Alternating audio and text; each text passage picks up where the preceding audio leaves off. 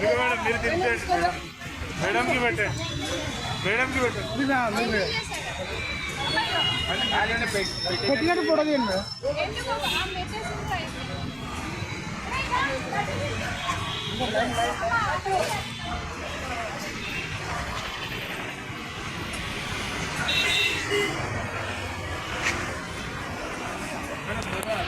ఒకసారి అందరూ ఒక ఫోటో తీ.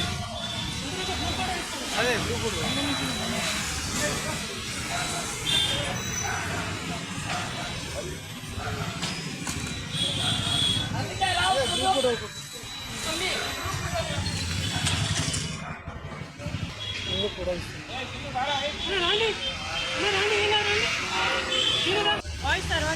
ఉండాలి.